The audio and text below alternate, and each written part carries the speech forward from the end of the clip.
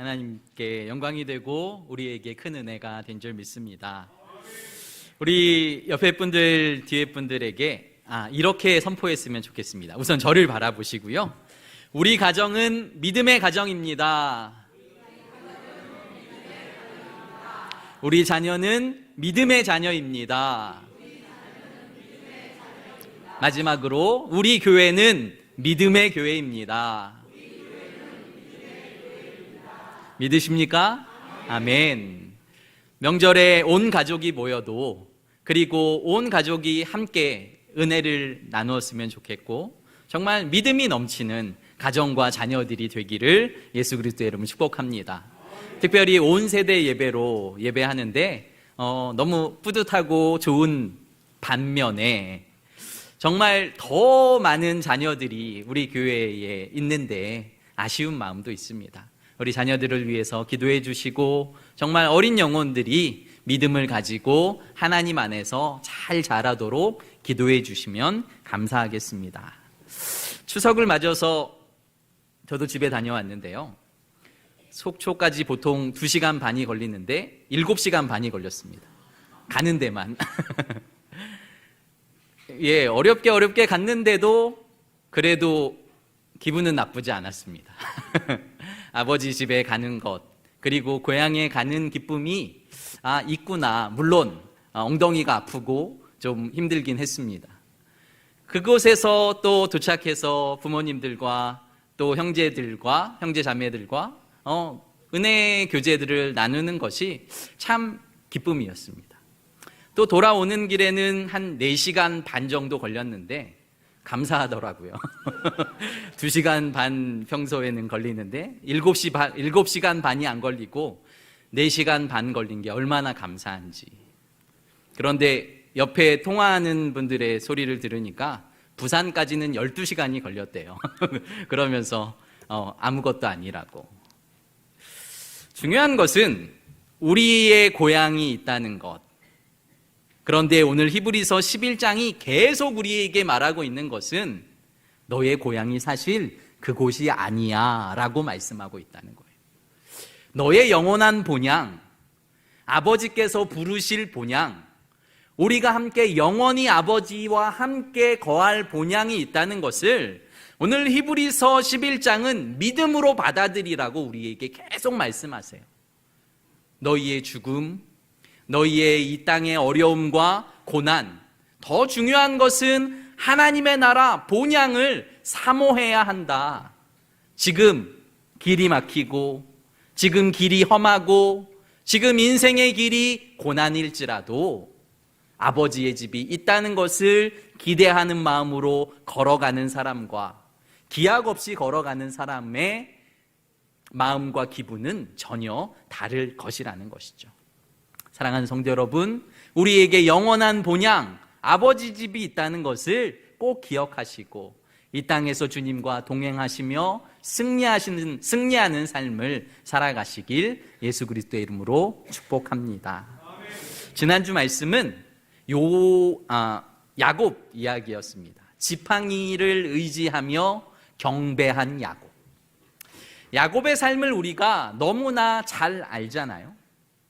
만약에 야곱이 환도뼈가 부러지지 않았다면, 야곱이 지팡이를 짚고 사는 삶을 살지 않았다면, 그의 욕심이, 그의 욕망이 오직 하나님만 바라보며 소망하는 인생이 되게 하셨을까라는 생각을 하게 되는 것이죠. 야곱의 삶을 통해서 우리가 깨달아야 하는 것은, 내가 의지해야 할 대상은 내가 힘쓰고 내가 능력, 내가 애쓰는 것, 그러니까 나를 의지하는 것이 아니라 내가 의지할 대상은 오직 하나님 한 분임을 믿음으로 붙드시길 예수 그리스도의 이름으로 축복합니다. 오늘은 믿음으로 선포한 요셉에 관해서 은혜를 나누고자 합니다. 요셉은 야곱이 가장 사랑했던 라헬의 첫째 아들이고요, 그리고 야곱의 11번째 아들이기도 합니다. 야곱은 그 요셉을 아주 사랑했습니다. 우리가 잘 아시듯이 다른 형제들과 구별하여서 그에게 색동 옷을 입혔습니다. 채색 옷을 입히고요, 아름답게 그를 곁에 두고 늘 사랑했습니다. 다시 말하면 그를 편애했습니다.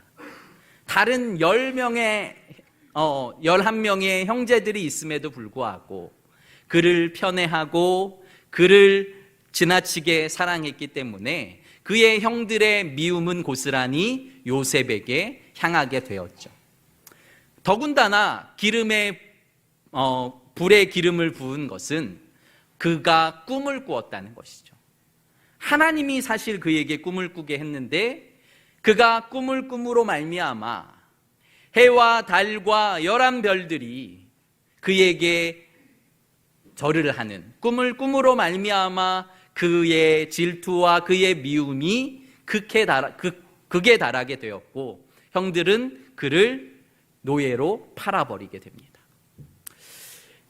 이 요셉이 자신의 아버지와 가나안 땅에 있었던 나이가요 17세입니다. 지금으로 말하면 중3 정도 되는 나이. 그때까지 아버지와 함께 있었고 중3이 되면서 애굽으로 노예로 팔려갑니다. 노예로 팔려가서 아버지의 사랑을 받으며 거의 손에 물도 묻히지 않던 요셉이 그곳에 종살이가 시작되며 모든 일을 담당하는 종이 되게 되는 거죠. 그의 종살이와 또한 억울하게 누명을 쓴 옥살이가 13년이나 계속되게 됩니다. 13년의 시간 동안 그는 이제 30대의 나이가 되게 되는 것이죠. 얼마나 하나님을 원망했을까요? 형들을 원망했을까요? 자신을 찾아올까 아버지를 기대하며 소망했을까요? 그러나 요셉의 삶에 아버지, 형들의 구원함은 없었습니다. 그의 고난과 그의 역경 가운데 하나님께서 그와 함께 하셨습니다. 창세기 39장 2절 3절에 요셉을 한 단어로 이렇게 표현합니다. 39장 2절 3절 같이 한번 읽어볼까요? 시작. 여호와께서 요셉과 함께 하심으로 그가 형통한 자가 되어 그의 주인 애굽 사람의 집에 있으니 그의 주인이 여호와께서 그와 함께 하심을 보며 또 여호와께서 그의 범사에 형통하게 하심을 보았더라. 아멘. 참 이상하죠? 요셉이 사랑을 듬뿍 받던 때, 채색 옷을 입고 아버지의 집에서 평안한 삶을 살아갈 때, 그때의 성경은 요셉이 형통하였더라라는 단어를 한 번도 사용하지 않습니다. 그런데 요셉이 종살이를 하던 때, 요셉이 감옥에 있었던 때, 요셉이 아버지에게 형들을 떠나서 정말 외롭고 고난과 역경 가운데 있는 그 자리를 성경은 그는 형통하였더라 라고 말씀하고 있다는 거죠. 우리의 생각은 내가 원하는 일 다 잘 되는 것, 내가 원하는 자리에 올라가는 것, 내가 원하는 물질을 갖는 것, 내가 건강하고 평안하고 모든 것을 소유하는 것을 형통이라고 말할지 모르지만 오늘 성경은 요셉을 향해서 다시 2절 말씀 제가 잠깐 읽어드리면 여호와께서 요셉과 함께 하심으로 그가 형통한 자가 되어 3절도요. 그의 주인이 여호와께서 그와 함께 하심을 보며 또 여호와께서 그의 범사에 형통하게 하심을 보았더라. 그의 종살이, 그의 억울한 옥살이, 그런데 그 가운데 하나님이 함께하고 계심을 성경은 형통이라고 말씀하고 있다는 것이죠. 우리는 이것을 잊지 말아야 합니다. 제자들이 예수님과 함께 배를 탔습니다. 그리고 노를 젓습니다. 그런데 그 배에 풍랑이 일게 되었다는 것이죠. 예수님께서 우리의 인생에 함께하고 계시지만 우리의 인생에 어려움이 찾아오고 고난이 찾아오고 풍랑이 찾아올 수 있다라는 거예요. 그런데 중요한 것은 그때 예수님과 함께하고 있다면 그 사람은 형통한 사람이라는 것이죠. 사랑하는 성도 여러분, 여러분들의 가정이 여러분들의 기도의 제목마다 모든 일이 하나님의 뜻 안에서 잘 이루어지시기를 예수 그리스도의 이름으로 축복합니다. 그런데 그 인생의 어려움과 고난과 풍랑을 만날 때에도 내 배의 주인이 예수 그리스도시지, 내 배에 예수님이 함께하고 계시지, 이것을 잊지 마시길 바랍니다. 건강을 잃었을 순간에도 물질을 잃어버리는 그 순간에도 내가 원하는 대학과 내가 원하는 회사와 내가 원하는 결혼이 되지 않은 그 순간에도 중요한 것은 예수 그리스도가 나와 함께하고 계시는지, 나는 예수 그리스도와 동행하고 있는지, 그래서 내 삶은 형통하고 있는지, 이것을 우리는 점검해야 하는 것이죠. 우리는 세상 사람들처럼 보이는 것들을 형통이라고 생각합니다. 왜 보이는 것을 주시지 않지? 왜 보이는 것을 낫게 해주시지 않지? 왜 보이는 것이 회복되지 않지? 바울 사도에게 몸에 가시가 있었다라고 말씀하시잖아요. 어떤 사람은 간질이라고 말하기도 하고, 아닙니다, 눈병입니다 라고 말하기도 하고, 또 여러 가지로 이야기하지만 그의 몸의 가시가 무엇이든지 바울은 하나님께 3번이나 간절히 그 가시를 위해 기도합니다. 그런데 하나님께 돌아온 답변은 너의 은혜가 내게 족하다, 이것이었습니다. 바울은 더 이상 그 문제를 가지고 단 한 번도 기도하지 않았습니다. 하나님이 이 문제를 아시는구나. 하나님이 이 문제 가운데 함께하고 계시는구나. 지금 우리의 가정에 이러한 어려움이 있다는 것, 나의 인생에 이러한 어려움이 있다는 것을 주님이 아시는구나. 그리고 그 은혜가 너에게 좋게, 그것으로 네가 교만하지 않고 더욱더 하나님을 바라보게 될 거야. 이 응답을 받았다면 이것은 하나님이 주시는 응답이고, 이것을 통해서 우리는 더 이상 염려하고 근심하고 걱정하지 않아도 된다는 것이죠. 이것이 형통입니다. 모든 병이 나으면 얼마나 좋겠습니까? 모든 가난에서 벗어나면 얼마나 좋겠습니까? 모든 관계가 회복되고 내가 바라고 소원하는 일들이 진리의 램프처럼 모두 다 이루어지면 얼마나 좋겠습니까? 그러나 신앙생활은 그렇지 않다라는 것이죠. 신앙생활을 하면 할수록 주님의 뜻을 알게 되고 주님의 방법을 알게 된다는 것이죠. 요셉이 종살이를 통해서, 요셉이 억울한 옥살이를 통해서 하나님이 토기장이시고 내가 그의 진흙이라는 것을 분명히 깨닫게 되었다는 거예요. 그 13년의 시간 동안 아버지에게 어리광만 피우던 요셉이 홀로 서서 하나님을 독대하게 되었고, 하나님이 어떤 분이신지 깨닫게 되었고, 고난과 어려움과 억울함의 그 순간마다 하나님이 그와 함께 하시는 것을 깨달으며 그는 하나님 안에서 하나님이 원하시는 그릇으로 빚어져 가게 되었다라는 것입니다. 사랑하는 성도 여러분, 여러분들의 삶에도 어려움과 고난이 있습니다. 마음과 육체의 무거운 짐들을 가지고 계실 것입니다. 그러나 주님께서 그 모든 것들을 알고 계시고요, 우리에게 이렇게 말씀하십니다. 수고하고 무거운 짐진 자들아 다 내게로 오라. 내가 너희를 편히 쉬게 하리라 라고 말씀하십니다. 우리의 짐, 우리의 염려와 근심, 이것이 있을지라도 우리가 바라보아야 할 대상은 하나님 한 분, 그분이 나와 함께 하신다면 우리의 인생은 형통한 인생이라고 성경이 하나님께서 평가해 주실 것이라는 것을 성도 여러분들 꼭 기억하시길 바랍니다. 그러므로 우리의 일이 나의 뜻대로 되지 않을지라도 우리는 하나님을 바라보고 하나님을 더욱더 의지해야 합니다. 요셉이 만약에 아버지 품에서만 그대로 자랐다면 그가 애굽의 총리가 될 수 있었을까요? 그가 모든 역경을 이기고서 하나님께 영광을 돌리며 하나님만 붙드는 사람이 될 수 있었을까요? 저는 그렇지 않다고 생각합니다. 하나님께서 요셉에게 꿈을 꾸게 하신 거예요. 하나님께서 요셉에게 꿈을 주셨는데 요셉은 그 꿈을 가지고 비전을 이야기하고 꿈을 이야기했을 뿐인데 그의 삶에 어려움과 고난이 찾아오게 되었다는 것이죠. 우리가 하나님의 말씀을 받으면, 우리가 하나님 앞에 서면 모든 것이 잘 될 것 같지만 그렇지 않은 순간도 있다라는 거예요. 그 말씀 때문에 어려움 당한 믿음의 선배들이 얼마나 많습니까? 하나님이 그의 입술에 이사야, 예레미야, 그 수많은 선지자들, 그 선지자들의 입술에 하나님의 말씀을 넣어주세요.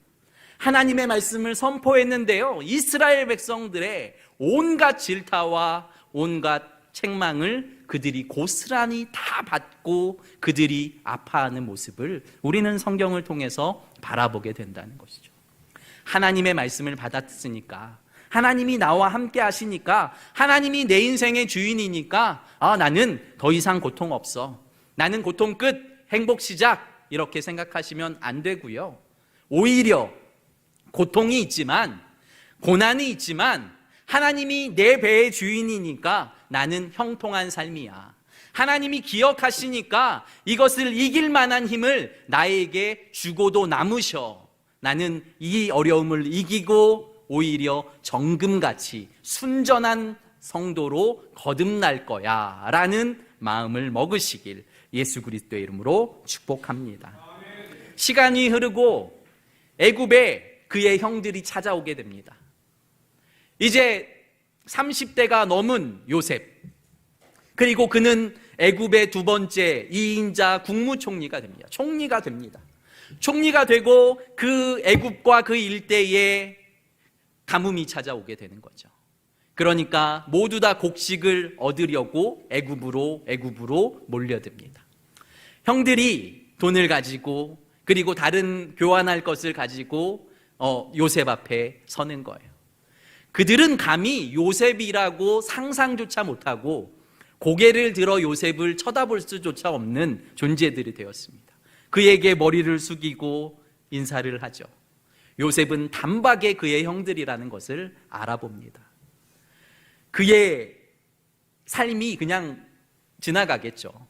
형들에 의해서 구덩이에 빠진 것, 형들이 그를 애굽 사람에게 판 것, 애굽에서 자신이 13년 동안 종살이와 그리고 감옥 생활을 통해서 얼마나 고난과 아픔이 있었는지, 그의 삶의 모든 것이 파노라마처럼 지나가는 그 순간 그는 하나님 안에 있었다는 것이 중요한 것이죠.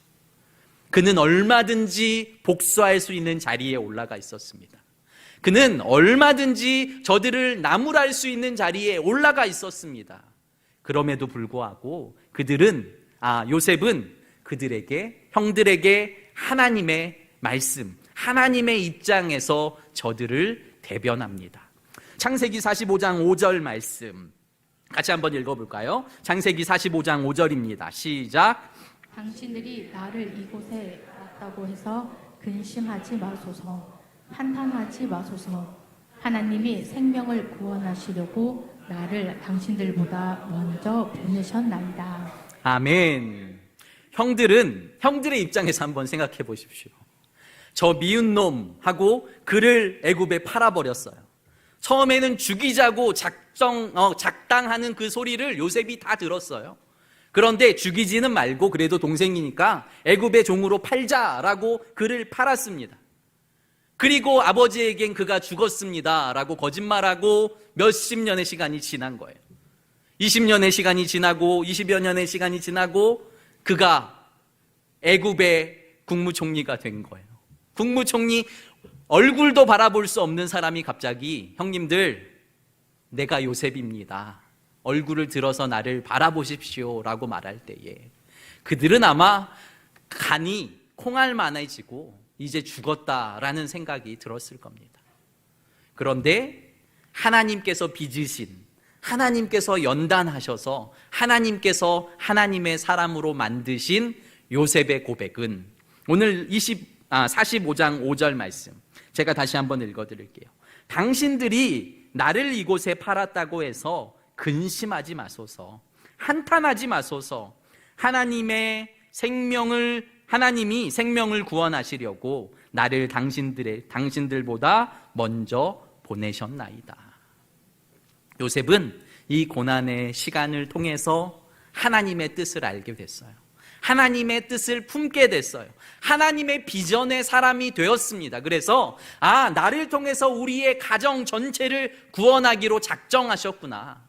나를 통해서 이스라엘 민족을 세우기로 작정하셨구나. 이 모든 것을 알았기 때문에 그의 마음이, 그의 생각이 하나님의 말을, 하나님의 생각을 대변하며 말할 수 있는 자가 되었다라는 것이죠.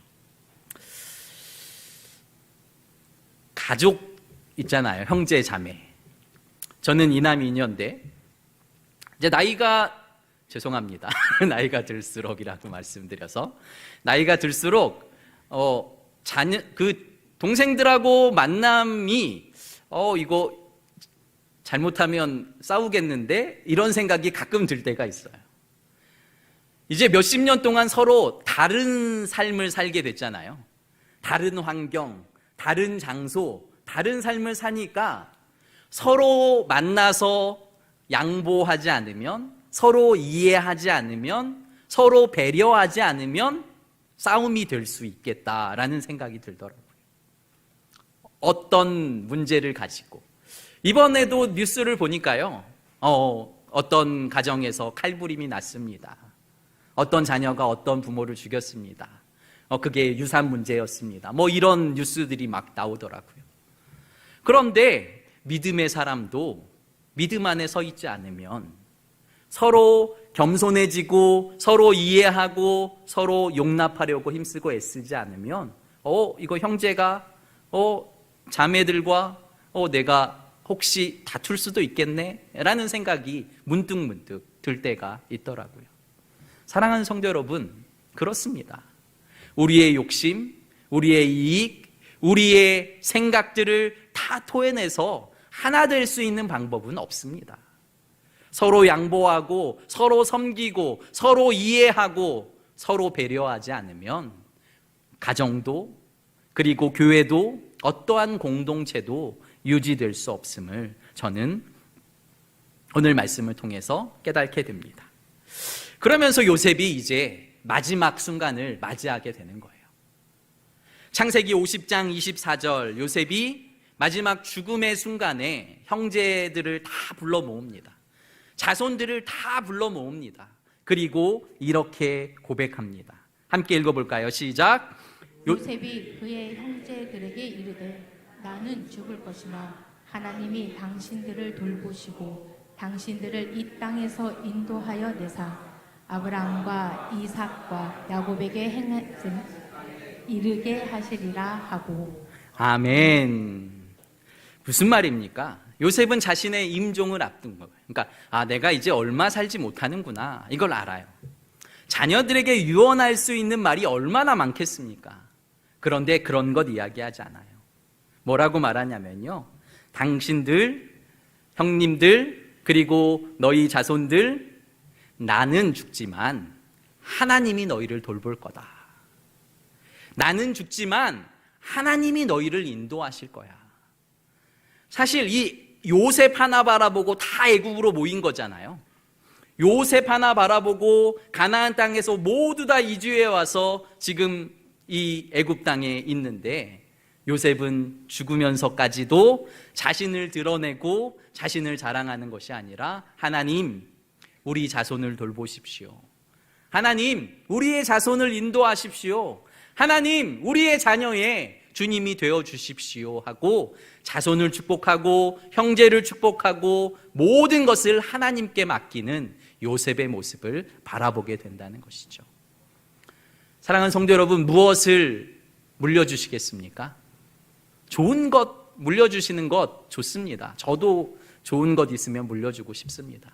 그런데 잊지 말아야 할 것은 하나님을 아는 지혜, 하나님을 아는 지식, 하나님을 떠나서는 우리가 아무것도 아니라는 것을 꼭 저들에게 알게 해야 한다는 것이죠. 한번 생각해 보십시오. 요셉은 17세에 17살에 애굽으로 갔고요. 애굽에서 100세 넘게까지 100년 넘는 시간을 애굽에서 살았다는 거죠. 그러니까 이제 가나안은 그에게 사실 익숙한 곳도 아니고 고향도 아니에요. 그는 애굽에서 가장 높은 자리에 올라가게 되었고 모든 혜택을 누리며 살게 되었습니다.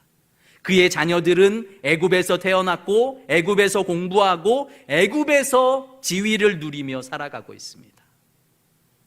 그런데 요셉은 그 모든 것들을 포기하길 원하는 거예요. 요셉을 믿고 그의 아버지 야곱과 그의 형들이 다 애굽으로 와서 고센 땅에 정착하거든요. 고센 땅은 풀과 물이 풍족한 곳입니다. 가나안 땅에 있으면 유목 생활을 해야 돼요. 풀이 없어서 물이 없어서 이곳으로 저곳으로 날마다 이동하며 살아야 하는데 고센 땅은 물도 풀도 풍족해서 얼마든지 짐승을 키울 수 있는 그곳. 그러니까 인간적으로는 모든 것이 갖추어져 있는 그곳. 그런데 요셉은 마지막 죽음의 순간에도 애굽 땅, 이곳이 아무리 좋을지라도 이곳은 너희들의 고향이 아니야. 너희들의 약속하신 하나님의 땅은 따로 있어. 하나님께서 너희를 약속의 땅으로 인도하실 거야. 저들에게 이 좋은 것, 이 모든 것을 포기하고 하나님께서 인도하실 때 무조건 가나안 땅으로 가야 한다라고 신신당부를 하고 있는 요셉의 모습을 바라보게 된다는 것이죠. 성도 여러분, 요셉은 그 땅에서 얼마든지 떵떵거리며 살 수 있는 사람이었습니다. 그의 자녀들도 이제 이 애굽에 정착해서 모든 것들을 누리며 살 수 있었습니다. 60년대 한국과 미국 하면은 혹시 적당할지 모르겠지만 모든 것이 폐허가 된 한국 땅에서 미국에 간 거죠, 가족이. 그런데 미국에서 정말 열심히 자신의 최선을 다해서 미국의 정치인이 되고 그 지역의 유지가 된 거예요. 한국의 삶과는 비교도 되지 않는데요. 아버지가 돌아가시면서 너희 본향은 미국이 아니야. 너희들 모든 것을 버리고 다시 한국 땅으로 가야 된다라고 말하면 어떤 일이 벌어질까요? 그런데 지금 요셉은 그렇게 말하는 거예요. 하나님은 살아계시다. 하나님이 아브라함과 이삭과 야곱에게 하신 약속의 말씀을 분명히 이루실 거다. 그때 너희들은 지체 말고 떠나라 라고 자손들에게 약속하시는 말씀. 사랑하는 성도 여러분, 우리가 해 주어야 할 말씀이 이것 아닙니까? 너희들, 아들아, 딸아, 인생의 어려움도 있고 인생의 고난도 있어. 그런데 잊지 말아야 할 것은 너의 인생의 배에 인생에 하나님이 늘 함께하고 계신다는 거야. 너를 위해서 예수 그리스도가 죽으셨고 부활하셨다는 거다. 성령이 너와 늘 함께하고 계셔서 너의 고난과 너의 역경과 너의 모든 어려움 가운데 함께하고 계신다는 것을 꼭 잊지 말아라. 주님을 떠나면 안 되고 주님이 오라고 하시는 영원한 하나님의 나라가 있다는 것을 꼭 잊지 말아야 돼. 이 땅이 너희의 본향이 아니야 라는 것을 우리가 믿음으로 받아들이고 우리의 자손들에게 분명히 전달해야 하는 것이죠. 너무 안타까운 것은 우리의 자녀들이 점점 신앙을 잃고 하나님을 믿는 다음 세대가 아니라 하나님을 모르는 다른 세대가 되어가고 있다는 게 큰 문제라는 것이죠. 점점 기독교 인구는 줄어가고요. 젊은이들은 점점 교회를 떠나가고 있습니다. 우리의 삶을 통해서 우리가 하나님을 자랑하고 하나님을 드러내고 어려움과 고난 속에서도 하나님을 원망하는 것이 아니라 하나님의 계획하심, 하나님의 살아계심, 하나님의 동행하심, 그래서 형통한 자의 축복을 선포하며 자녀들에게 우리가 지금 이렇게 어렵지만 우리는 하나님이 함께 하시는 형통한 가정이야. 우리는 형통한 사람이야. 믿음의 본을 보이고 계십니까? 우리의 자녀들이 정말 부모의 믿음을 본받고 다음 세대로, 다른 세대 아니라 다음 세대로 거듭나기를, 그리고 이어지기를 예수 그리스도의 이름으로 축복합니다. 그러면서 창세기 50장 25절에 마지막으로 이렇게 말해요. 오늘 22절을 조금 더 구체적으로 말하는 장면인데요. 50장 25절 한번 읽겠습니다. 시작. 요셉이 또 이스라엘 자손에게 맹세시켜 이르기를 하나님이 반드시 당신들을 돌보시리니 당신들은 여기서 내 해골을 메고 올라가겠다 하라 하였더라. 아멘. 요셉은 마지막 유언으로 내 뼈를 부탁해 라고 말하는 거예요.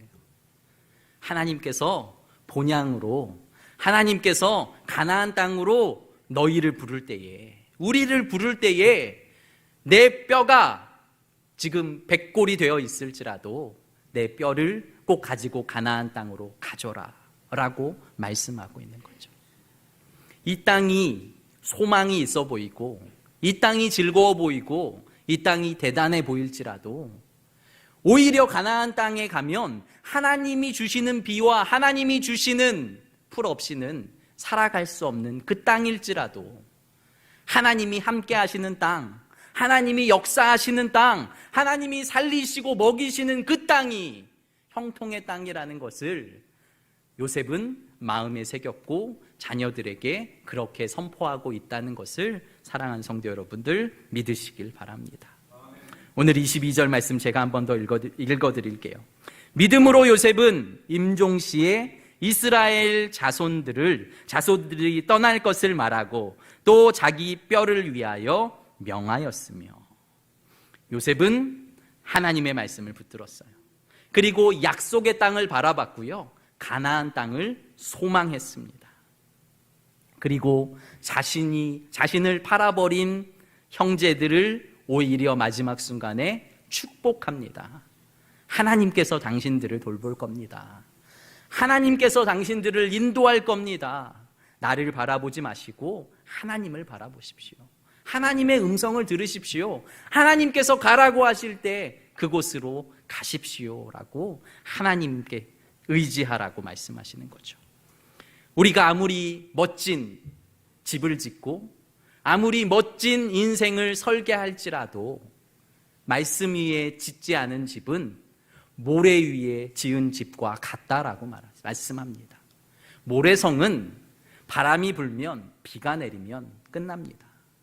아무리 대단한 것을 내가 스스로 지으려고 하지만 주님께서 부르시면 우리는 아버지 집으로 가야 한다는 것을 기억하시고 우리의 신앙이 우리 자녀들에게 이어지도록, 또한 우리의 신앙이 우리 안에서 더욱더 굳건해지도록 기도하시며 예수 그리스도와 동행하시는 형통의 축복이 성도 여러분들의 삶에, 가정에, 그리고 모든 상황과 환경에 넘쳐나시기를 예수 그리스도의 이름으로 축복합니다. 기도드리겠습니다. 거룩하고 존귀하신 아버지 하나님, 명절에 온 가족이 모여 온 세대 예배를 드리게 하심 감사합니다. 하나님, 우리는 형통의 삶을 살아가고 있습니까? 내가 잠깐 어려움에 처해 있다고, 내가 요셉처럼 억울한 모함, 억울한 손가락질을 당하고 있다고 하나님을 원망하며 사람들을 원망하고 있진 않습니까? 하나님, 이 모든 것들 가운데 하나님이 함께하고 계시며 토기장이신 하나님께서 진흙 같은 우리를 빚으시고 연단시키셔서 주의 자녀 삼아주신다는 것을 믿게 하여 주시옵소서. 우리는 요셉처럼 되고 싶지만 요셉과 같은 연단은 피하고 싶습니다. 우리는 야곱의 축복은 받고 싶지만 야곱이 받았던 연단은 거부합니다. 그러나 하나님과 함께하는 곳, 그 어디나 하늘나라라고 우리가 찬양하며 노래하는 것처럼 우리의 가정이, 우리의 자녀가, 우리의 삶의 모든 것이 주님과 동행하며 형통한 자, 하나님의 나라를 살아가는 자와 그리고 가정과 그리고 교회 될 수 있도록 축복하여 주시옵소서. 사랑 많으신 예수님 이름으로 감사하며 기도드립니다. 아멘.